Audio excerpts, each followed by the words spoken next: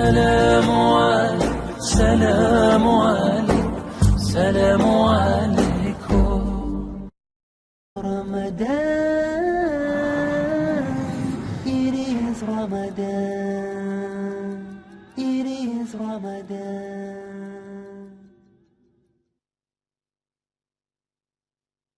Dear brothers and sisters in Islam and humanity, Assalamu alaikum wa rahmatullahi wa barakatuh.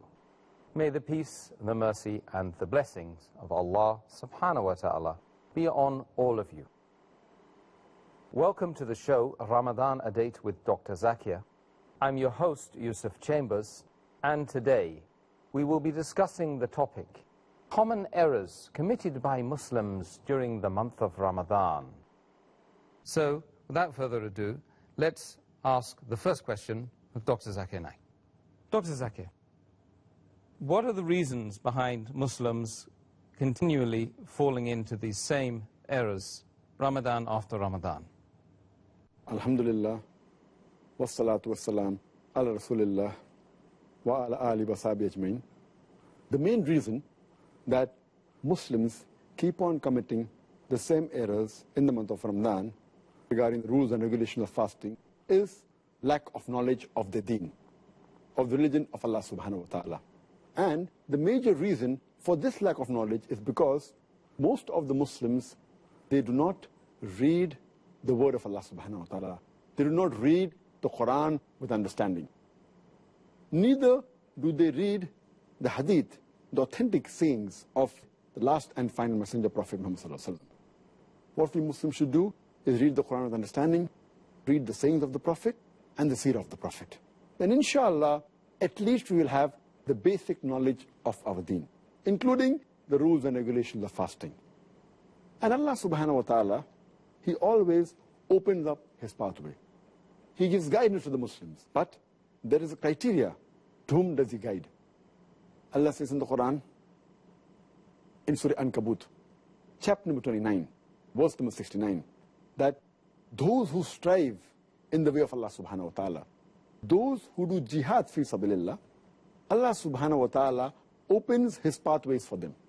So the criteria for us to get the guidance of Allah subhanahu wa ta'ala, the criteria for us where Allah subhanahu wa ta'ala will open up our pathways is to strive in His way, to do jihad fi sabilillah. And Allah says in the Quran, in Surah Nahl, chapter number 16, verse number 43, as well as Surah Anbiya, chapter number 21, verse number 7, Allah says, فَاسْأَلُوا أَهْلِ الذِّكْرِ إِن كُنْتُمْ لَا تَعْلَمُونَ. Which means, if you do not possess, or if you doubt, then ask the person who possesses the knowledge. If you doubt anything, ask the person who's knowledgeable. And alhamdulillah, we have in our ummah several Muslims who are scholars in this deen. So it's our duty to ask these scholars, these people who have the knowledge of Islam regarding the rules and regulations of our deen. As far as fasting is concerned, which is one of the important pillars of Islam, every Muslim should know at least when is the time for fasting, what are the basic rules and regulations. And today, in this age of science and technology, it's very easy to find. It is only the negligence of a Muslim that makes him unaware of these things. It's very easy today to know when is the time for fasting, when does fast begin, when is the time for suhoor, when is the time for iftar, for breaking the fast, what are the things that break the fast, etc., etc. It is mainly due to the negligence and ignorance of the Muslims that we regularly keep on falling and committing these same mistakes. Furthermore, what are the common errors that are made by Muslims during the holy month of Ramadan? The common errors committed by the Muslims in the month of Ramadan can be broadly classified into four categories. The first category is the common errors committed by Muslims regarding the obligatory rules and regulations of fasting. The second category is the common errors committed by Muslims which are contradictory to the sunnah of fasting. The third category is the errors committed by Muslims mainly due to neglecting the obligatory duties in Islam and indulging in acts which are prohibited. And the fourth category is the other common errors committed by Muslims in the month of Ramadan. Clearly, Dr. Zakir, it's going to be difficult for us to discuss all of the common errors made by Muslims during the month of Ramadan in this one interview. But over the next 30 days, we will, inshallah, try to cover those issues.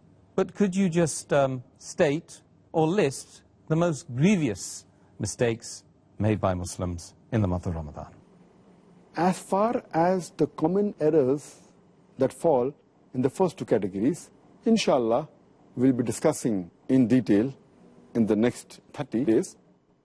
I will, inshallah, speak about the common errors committed in the third and fourth category.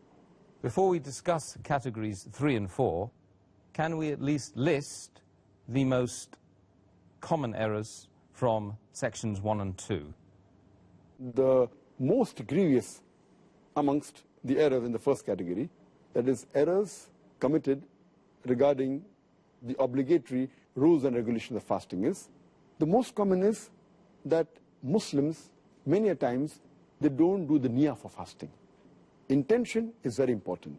Without niyyah, without intention, the fasting is not accepted. So making intention is obligatory. And we'll be discussing this, inshallah, in detail, inshallah, tomorrow.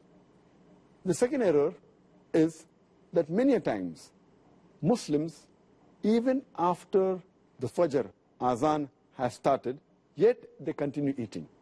And they think that the end of Suhur time is only at the end of the Fajr Azan. In fact, the moment the Fajr Azan starts, the moment the beginning of dawn starts, the Suhur time ends. So this is error which normally nullifies or invalidates the fast. The third error in the first category is that many people, they delay paying their zakatul fitr.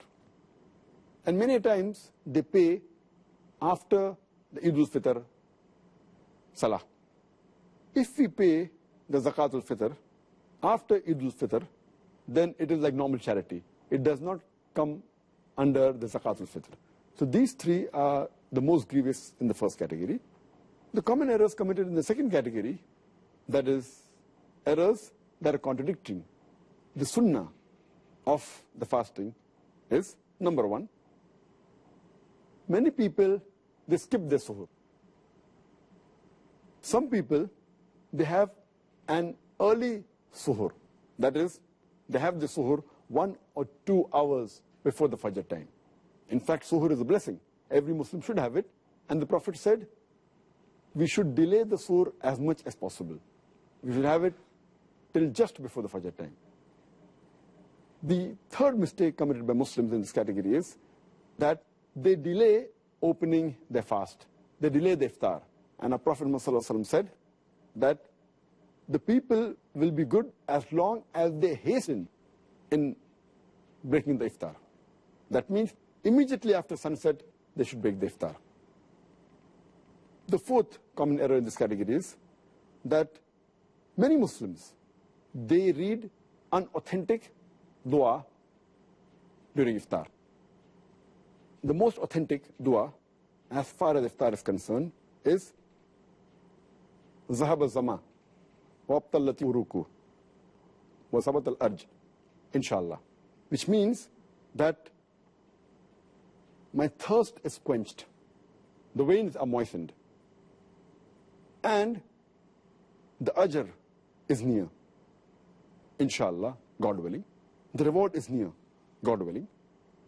And some people, when they read this dua for breaking the fast, they say it before breaking the fast. Before they put their date in the mouth, they say this, and it is contrary to the meaning. The meaning says that my thirst has been quenched. Zahaba zama, wabtallati uruku. My thirst has been quenched, and the veins have been moistened. Your thirst cannot be quenched before breaking the fast. So normally it should be said, after you eat the khujur, after you have water and you're satisfied, maybe after some minutes, after you break the fast, then you can read this dua. Zahaba zama, wa abtalati uruku, wa sabat al-ajr, inshallah. Which means, my thirst has been quenched. The veins have been moistened. The reward is near, inshallah, God willing. The sixth common error made by Muslims in this category is that many Muslims, they eat excessively during iftar. And many of them even eat throughout the night. The seventh common error is that many of them, they are negligent as far as Tarawih is concerned. Because Tarawih is not a fard, they think it is no problem if a Muslim misses Tarawih. Though Tarawih is not a fard, it's a very important sunnah. And a Muslim who misses Tarawih is missing a great deal of reward. And many Muslims who perform Tarawih, they read Tarawih very fast, 100 miles per hour. They try and finish it in a short time, and they defeat the purpose. In fact, you should read with a moderate pace so that people understand and they grasp the message of Allah subhanahu wa ta'ala. The ninth common error is that those who go for itikaf in the mosque, many of them, they socialize during itikaf, as though it's a time to meet people and friends, which is totally contrary to the sunnah.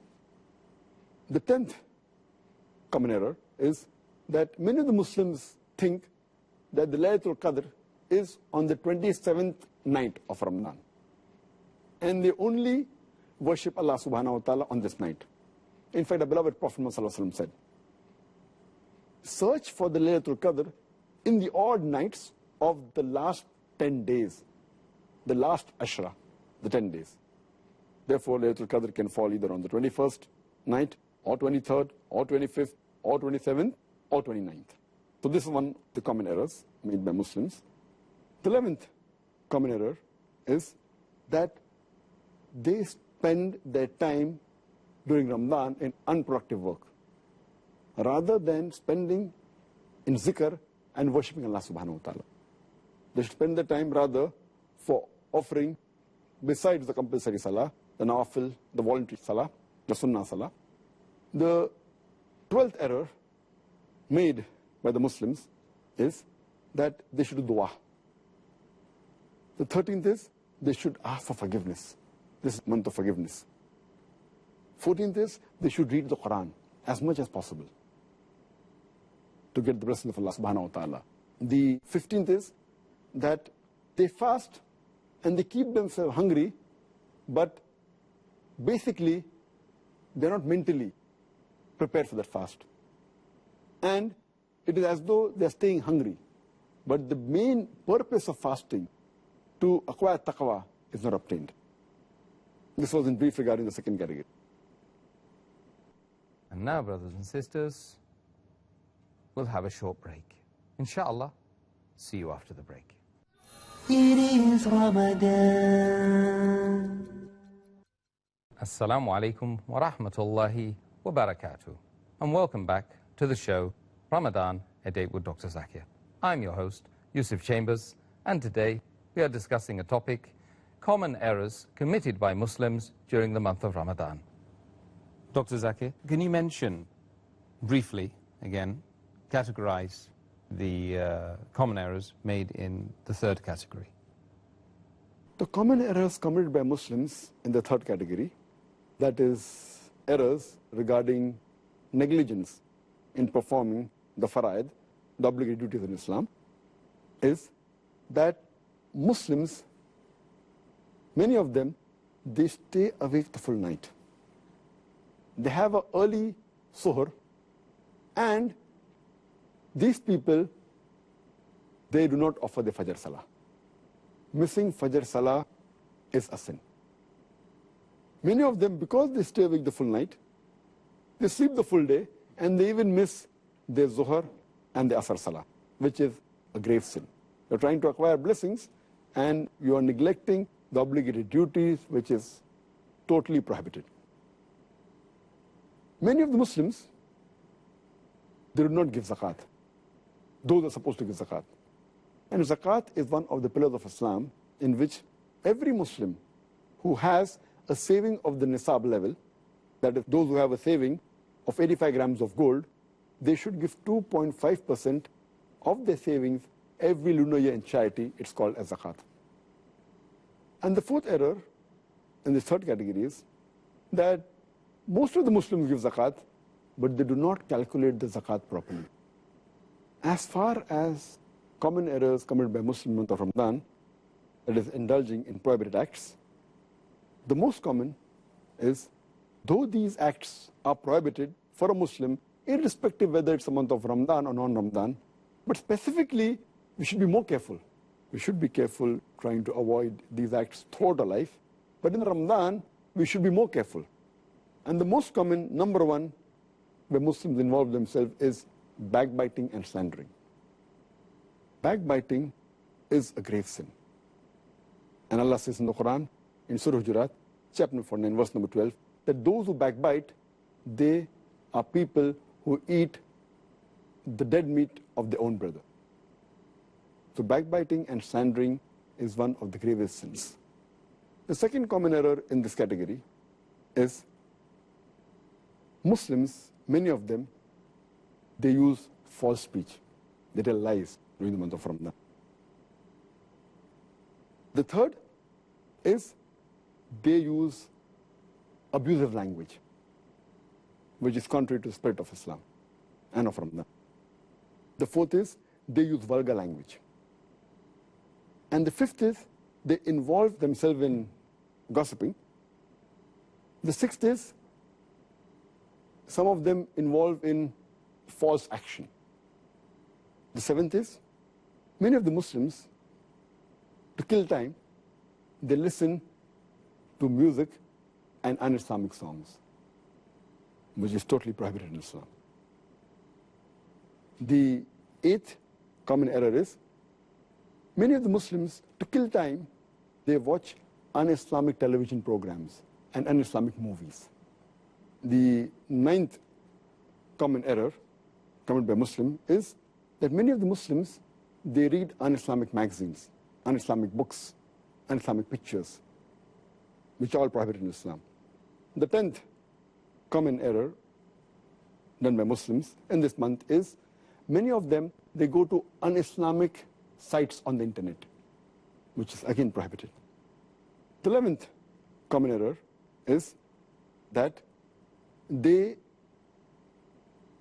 spend excessively and they commit extravagance. And the 12th is there is a lot of wastage of food.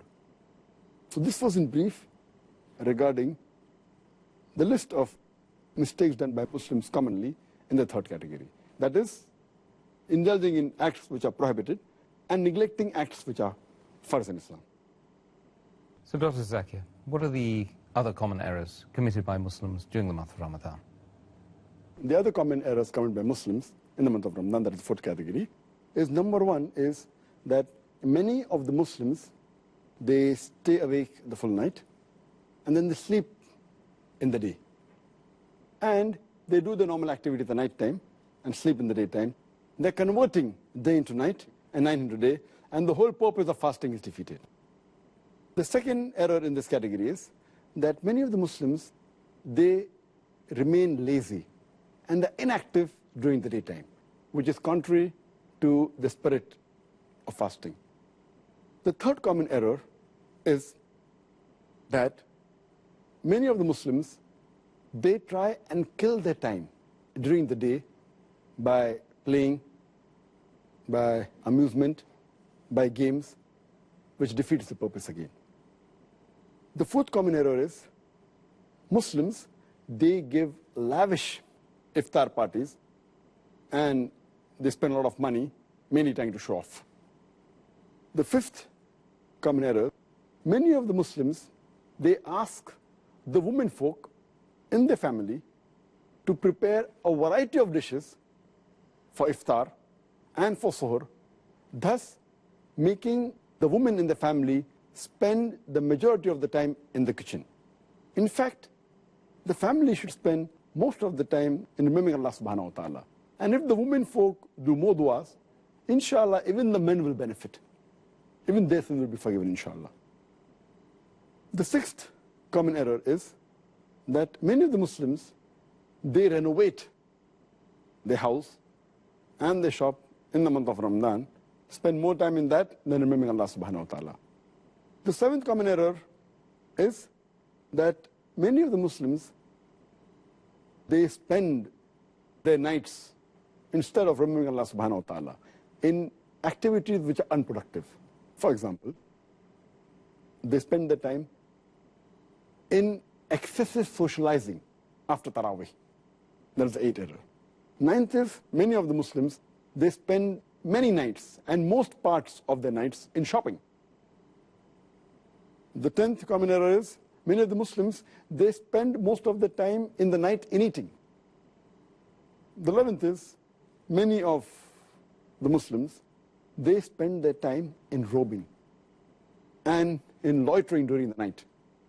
And the 12th common error is, the last 10 days of Ramadan are mainly the days in which the Muslims should do more ibadah. But most of the Muslims, they spend time in shopping, in celebrating, and preparing themselves for Eid. And most of them spend time in activities which are unproductive rather than spending the time in ibadah. These are some of the other common errors which Muslims commit, and I hope, inshallah, that they will abstain from these errors in future. Inshallah. Ajmain. So the next question is, are there any common errors that you can mention relationship to culture and country? All the errors that I mentioned earlier were general Muslims throughout the world. There are some errors which are made mainly by people living in a certain country, belonging to a certain culture. For example, in the Indian subcontinent, there are people living in India, in Pakistan, in Sri Lanka. During Ramadan, many of the Muslims, in the night, they play night cricket. And they spend most of the time in night cricket rather than doing ibadah of Allah subhanahu wa ta'ala. So this playing night cricket is more common in the Indian subcontinent. Now, if you go to the Arab countries, especially the Gulf countries, there, many of the offices, many of the working places, that is in the market, etc., they change their timings. They hardly work for a couple of hours in the daytime, and they open most of the time during night. So what happens? It encourages people to do shopping in the night rather than the day, and they get more business, and they're inviting people rather in spending time in remembering Allah subhanahu wa ta'ala. Muslims spend their time in shopping and eating during night time. And furthermore, those people who are employed in the shops, they're forced to come at night time because it's their duty. So these Muslims are even preventing their employees, rather than remembering Allah subhanahu wa ta'ala, they're involving themselves in business and spending most of their time in activities which are not according to the Sunnah. And now, brothers and sisters, we'll have a short break. Inshallah, see you after the break. It is Ramadan. Assalamu alaikum wa rahmatullahi wa barakatuh. And welcome back to the show, Ramadan, A Date with Dr. Zakir. I'm your host, Yusuf Chambers, and today we are discussing a topic, common errors committed by Muslims during the month of Ramadan. Dr. Zakir, are there, to your mind, any important sunnahs of the Prophet Muhammad sallallahu alaihi wasallam that people avoid because they feel it will nullify their fast? Yes, there are a few sunnahs of the Prophet which many Muslims avoid, thinking it will break their fast or it is makruh. And the most important sunnah of the Prophet which people avoid during Ramadan is using the sawak, using the tooth stick. Many Muslims feel that if they use this, it is makruh. The main reason is there's a hadith of Muhammad sallallahu alaihi wasallam, a hadith which is mentioned in Sahih Bukhari, volume number 3, book of fasting, hadith number 1904, where the beloved Prophet Muhammad sallallahu alaihi wasallam said, I swear by Allah, in whose hand is the soul of Muhammad, peace be upon him, that the breath of the person who fasts is more sweeter to Allah than the scent of musk. Now, based on this hadith, many Muslims think that if they use the sawak, the breath the bad breath or the foul breath of the person who fasts will not be there, and it will not please Allah. That's the reason they avoid using siwak. Now, these people, they fail to realize that when we use the stick, siwak, it does not remove the breath, the foul breath, or the breath which people normally don't like, of the person who fasts. The siwak mainly brushes the gums, it cleans the teeth, it helps in keeping the teeth healthy, but in no way does it reduce the breath, especially of the person who fasts. And furthermore, there's the sunnah of the Prophet, where Prophet Muhammad, he said, it's mentioned in Sahih Bukhari, volume number 2, hadith number 887, our beloved Prophet Muhammad said that if it wouldn't have been too hard for my ummah, I would have made it compulsory for them to use the siwak, the toothstick, before every prayer, or to use the toothstick while doing wudu. Like how wudu is a requirement before salah, the Prophet, if it wouldn't have been too difficult for the ummah, he would have made it compulsory to use the toothstick. And here, he did not mention any exceptions. Otherwise, he would have said, I would have made it compulsory for my ummah except during fasting. This important sunnah, surely if this would have been makruh while fasting, or would have nullified the fast, surely he would have mentioned it. So this proves that this is an important sunnah which Muslims should continue doing, even during the month of Ramadan. Even while fasting, it will not nullify their fast. It's not makruh, in fact, it is mustahab, it's encouraged. And the other important sunnah which people neglect or avoid, mainly fearing that it will spoil their fast or nullify their fast, is putting water in the nostrils, sniffing the water, normally, especially during wudu. So many of the Muslims, even when they do wudu, they just get the water close to the nose and touch the tip of the nose to the water, that's it. They don't put the water into the nostrils and they clean their nose, they don't sniff it, which is a requirement for wudu, thinking that if they sniff, it may break the fast. Water entering through the nose into your throat will nullify the fast. But the chances are very negligible. What our beloved Prophet Muhammad said, it's mentioned in Sahih Hadith of Abu Dawud, volume number 2, Hadith number 2360. Our beloved Prophet said that when you do wudu, sniff the water excessively, except in fasting. So normally when we do wudu, we sniff the water excessively, except in fasting. Because in fasting, if we sniff excessively, there are chances, though very negligible, for it to enter the throat and nullifying your fast. But normally when we put water in the nostrils, there are no chances of it going in the throat. So only care that we have to take while fasting is don't sniff excessively. But we have to put the water in the nostrils and clean the nostrils, which is important sunnah which many of the Muslims neglect, and they avoid it, especially during wudu. And here, since the Prophet clearly mentioned except fasting, during the siwak, he said, I would have made it compulsory had it not been difficult for my ummah. There, because he doesn't say fasting, it means that siwak can be used while fasting, and sniffing should not be done excessively, but normally water should be put in the nostrils while doing wudu. So these two important sunnahs, which people out of ignorance, they avoid during fasting. Now, Dr. Zakir, next question is a very common question, and it's one that I'd like to know the answer to as well. It's, if all the devils are chained during the month of Ramadan, how come people continue to commit sins? And I do agree with you, this is a common question. And I remember several years back when I was in school and when I heard this hadith that the devils are chained in the month of Ramadan, immediately the question that came to my mind, and the question that comes to many Muslims' mind and many non-Muslims, is that if the devils are chained, then how do human beings that commit sins? This question is based on the hadith of Muhammad, which I mentioned earlier, a Sahih hadith of Musnad Ahmad, volume number 2, page number 230, hadith number 7148, which is also repeated in Sunan Nisa'i, chapter number 5, hadith number 2106, where the beloved Prophet said that, O ye people, the blessed month of Ramadan is approaching. And Allah has ordained for you that you fast in this month. And the gates of heaven will be open in this month, and the gates of hell will be closed. And the devils will be chained. In this month is a night, which is better than 1,000 months.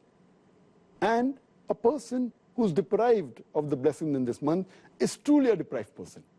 Now, when we get this hadith, it clearly mentions that in this month of Ramadan, the devils will be chained. And it's a logical question. If devils are chained, then how do human beings yet commit sins? To make the people understand, we have to realize that when the devils are chained, it does not mean that the devils are slain. They have been killed. They're yet present, but they're chained. They're not killed. The power is yet there, but it is diminished. For a better understanding, I'd like to give you an example that when there is a lion or a tiger who is free, there are high chances that he may kill you. Your life is in danger. But the moment that tiger or that lion is chained, you are safe. You are safe as long as you maintain a safe distance. After the tiger has been chained, if you come too close to him, there are chances yet you can be killed. So as long as you maintain that distance from the tiger who is chained, you are safe. Similarly, in the month of Ramadan, if you maintain a safe distance from the Satan, you will be saved. And if you read the Quran, Allah says in Surah Baqarah, chapter 2, verse number 168, be careful of the khutwatu shaitan, of the footsteps of the devil, for he is to you an avowed enemy. Many places Allah subhanahu wa ta'ala says in the Quran that be careful of the footsteps of the devil. Allah doesn't say that be careful of the devil, because a normal Muslim, an average Muslim who has average iman, when he sees the devil in front of him, he will be careful. For example, suppose there's a young girl who comes to an average Muslim, a young boy, who has average iman. If a young girl comes and tells him that let's spend the night together, that Muslim will say, spending the night together with a girl, it's haram, it is zina. He will immediately object. But that same girl, if that girl phones that young boy and speaks to him on the phone, the boy will say, speaking to a girl on the phone, there is no problem. So he speaks to the girl for a few times on the phone for a few minutes. Later on the girl says, let's go and have some snacks in McDonald's on Kentucky Fried Chicken. Having snacks for a few minutes, for half an hour with a girl in McDonald's, no problem. So he goes and has snacks with the girl in McDonald's. Later on the girl says, why not have dinner in a restaurant? Having dinner with a girl in a restaurant for a couple of hours, no problem. Then the girl says, why not spend the night together?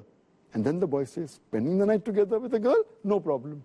So this is khutwatu shaitan, footsteps of the devil. This is not mentioned in the Quran, this is just my own example. So what Allah warns us is that be careful of the khutwatu shaitan, the footsteps of the devil. If the devil comes directly in front of an average Muslim who has iman, he will abstain. He will run away from it. But the khutwatu shaitan are the things which are dangerous. So what we have to realize, when the devil is chained, his footsteps are restricted. So many of the sins are prevented. But if we go close to him, then the chances that we'll be overtaken by the devil and commit a sin are very high. So what we have to be careful, that in Ramadan, if we keep the distance, then the chance of committing sin is less. But if we go close to the Satan, even though he's chained, like how a tiger can walk even after he's chained, same the devil. So this is my understanding. And the beloved Prophet said, the devils are chained, the devil can yet move. But less distance, so if we keep the distance, we'll be safe. The second reason that I feel is that in the month of Ramadan, though the devils are chained, we fail to realize that the balance 11 months, they are free. And the impact that the devil has on the human beings for these 11 months, it leaves those impact, that impression in the month of Ramadan. To give a better understanding, I always give the example that there are drug peddlers which try and get customers, the youngsters from the colleges, from the universities. So what they do initially, they give the drug free. And they entice the youngsters for having drugs. Later on, after some time, they charge a nominal amount for that drug. Later on, they charge an exorbitant amount. But by the time, the youngster is already hooked on to the drug. So even if the drug dealer is not there, they will try and find where the drug dealer is. They will go out of the way to find him and get the drug. And many of them, even if the drug peddler, the drug dealer, is imprisoned by the law, they will go out of the way to find someone else. They may go in a chemist shop and buy mandrakes, whatever it is. They are so much hooked onto it. So these people who have become addicts to drugs, or rather say addicted to the Satan, even though the Satan is imprisoned, the effect is yet there. So in this we can understand as a drug dealer, as a drug peddler, even after he goes, the drug addict gets accustomed to that drug. So we human beings, we are accustomed to the sin. And even though the Satan is imprisoned, we keep on committing these mistakes. But mainly those people who have become addicts fall in this category. So those who do major sin fall in this category. But the normal Muslims, the average Muslims who haven't become addicted, it's easy for them to stay away from sin. And the third reason that I give is that though there are some scholars who say that in this month of Ramadan, the strong devils, the marids, they're imprisoned. The smaller ones are free. So they keep on committing mistakes. But according to my understanding, the third reason is that though the devils are chained by Allah subhanahu wa ta'ala, they can yet whisper. And one of the ways the devils try and get the human beings close to them is by whispering. And Allah says in the Quran, in Surah Nas, chapter number 114, verse number 1 to 6, قُلْ أَعُوذُ بِرَبِّ النَّاسِ مَلِكِ النَّاسِ إِلَهِ النَّاسِ مِنْ شَرِّ الْوَسْوَاسِ الْخَنَّاسِ الَّذِي يُوَسْوِسُ فِي صُدُورِ النَّاسِ مِنَ الْجِنَّةِ وَالنَّاسِ. They whisper in the hearts of the human beings and they withdraw. Amongst them, the jinn and men. It's talking about the Satans, talking about the devils, who whisper into the hearts of the human being and they withdraw. And among these devils are the jinn and the human beings. So maybe Allah subhanahu wa ta'ala has imprisoned the devils who are the jinn. But the human beings, we are yet free. So one category of devils, that the jinns have been imprisoned, but the Satans are even amongst the men. That's what Allah says. Who are yet free. And yet we have to be careful of the whisper of the devil, the waswasa. This waswasa mainly is the thing that attracts towards the sin. The sins they had committed, but the chances are less. And furthermore, it's clearly mentioned in the full hadith that Allah has ordained for you in this month of Ramadan that you should fast. Only if you fast, according to me, will the devils be imprisoned. That's talking about the devils that are going to attract you. So Allah says, if you fast, Allah has ordained for you fasting. And the devils will be put in chains. So the devils that are after you, if you fast, surely they'll be restricted. The criteria for us to be away from the devil is to fast. If you fast with the proper niyyah, seeking the reward of Allah subhanahu wa ta'ala, surely the devil will not be able to entice you.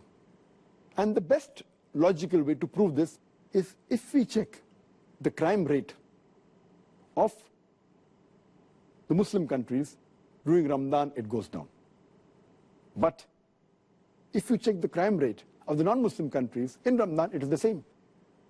The reason is that because they are not fasting, the non-Muslims, this devil yet has an effect on them.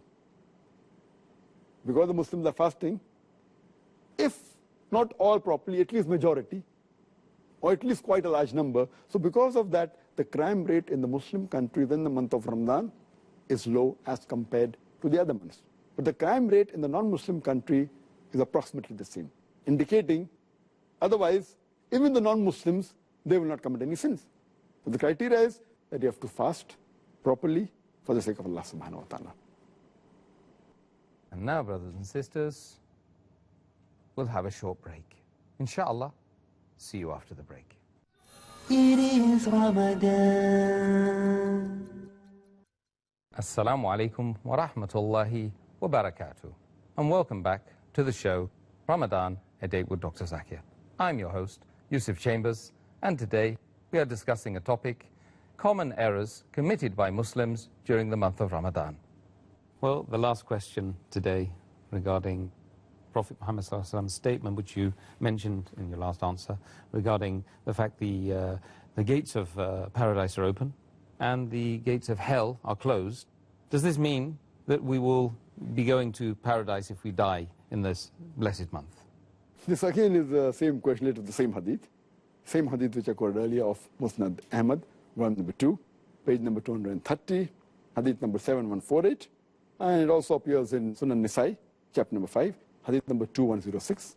Again the same hadith, the Prophet said, he told the people that the blessed month of Ramadan is approaching, and Allah has ordained for you that you fast in this month. And in this month, the gates of heaven will be open, and the gates of hell will be closed, and the devils will be chained. In this month is the night of Qadr, which is more blessed than 1,000 months. And a person who is deprived of the pleasures, of the blessings in this month, is truly a deprived person. Here again, this is a common question, that if the gates of heaven are open and the gates of hell are closed, then anyone who dies but naturally will go to Jannah, because the gates of hell are closed and Jannah open. Does it mean that even if a non-Muslim dies in this month, even he'll have to go to Jannah? The reply to this question is, when Allah says that in this month of Ramadan, the gates of heaven are open, it means the gates of heaven are inviting you to enter Jannah. That means that even if you do a small deed, Allah subhanahu wa ta'ala will multiply your reward. Another Prophet said that every deed will get a reward 10 times. And in this month, it's very easy to enter Jannah. When a Prophet said the gates of hell will be closed, indicating that to enter hell is difficult in this month. Why? Because the taqwa level rises, and the chance of you to commit sin is less. And furthermore, if you fast the full month, in the month of Ramadan, seeking Allah's reward, all your past sins will be forgiven. So the moment a person fasts in this complete month of Ramadan, seeking Allah's reward, all his past sins are completely forgiven. So if the past sins are forgiven, the chances of him going to hell is nil. But what we have to realize, the criteria for the gates of heaven to be open and the gates of hell to be closed is that you have to fast. And furthermore, to enter Jannah, you require a ticket. The ticket to go to Jannah is mentioned in the Quran in Surah Al-Asr, chapter number 103, verse number 1 to 3, where Allah says, Wal Asr, Innal insana lafi khusr, illa allazina amanu, wa amilu salihati, wa tawasaw bil haqqi wa tawasaw bis sabr. That by the token of time, man is verily in a state of loss, except those who have faith, those who do righteous deeds, those who exhort people to truth, and those who exhort people to patience and perseverance. This surah, according to Imam Shafi, he said that only if this surah was to be revealed of the Quran, it would have been sufficient for the salvation of mankind. So important is. It is called as Rahe-Nijat, the way for salvation. And the criteria for any human being to enter Jannah is 4. First is Iman. Second is righteous deeds. Third is exhorting people to truth. And fourth is exhorting people to patience and perseverance. So here we realize that the gates of heaven are open, but just because the gates are open, you can't enter, you require the ticket. The ticket is Iman. The ticket is righteous deed. Exhorting people to truth, exhorting people to patience and perseverance. And to get this ticket is very easy in the month of Ramadan, because the Iman level rises in the month of Ramadan. Furthermore, your righteous deed, the reward is multiplied. It's easier. You can call people to truth, your patient level increases. So this hadith means that you have to have the criteria. then inshallah you shall go to Jannah and you will not go to hell. But that doesn't mean that 100% people who die will go to Jannah. Surely, those who are non-believers, they have got no iman. So there's no question that they will enter Jannah. If a person has to enter Jannah, he requires a ticket. And the ticket to Jannah is Surah Al-Asr. Furthermore, if you read the hadith, it says that only if you fast in the month of Ramadan, that means, and you follow all the rules and regulations, and abstain from things which are prohibited, then the doors of heaven will be open and the gates of hell will be closed. Furthermore, it says, in this month is a night, which is equivalent to more than 1,000 months, indicating that even if you pray and worship to Allah subhanahu wa ta'ala in this one night, it will be equivalent to more than 1,000 months, is about more than 80 years. Imagine. So the chances for you to get reward only in this one night is more than a lifetime. An average human being lives for 60 years. So one Laylatul Qadr is more than 1,000 months, is about more than 80 years, more than average life of a human being.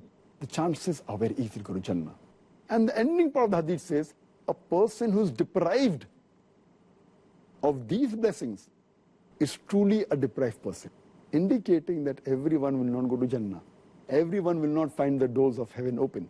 It says, the ending part, very important, that a person who is deprived of the blessings in this month is truly a deprived person. That means telling us Muslims that if you cannot get the benefits of the month of Ramadan, and then if you cannot go to Jannah, then you are truly a deprived person. That even includes the non-Muslims who haven't got the Hidayah. They are truly the deprived people. So Dr. Zakir, well, Jazakallah khair, and I thank you for those intriguing answers, particularly pertaining to the last two questions which you answered so eloquently. MashaAllah, alhamdulillah. Brothers and sisters, I hope you benefited as much as I did today. I listened to the show. And tomorrow we shall be discussing an introduction to Ramadan, inshaAllah. Assalamu alaikum. Until tomorrow at the same time. حافظين ذاكرين قانتين خاشعين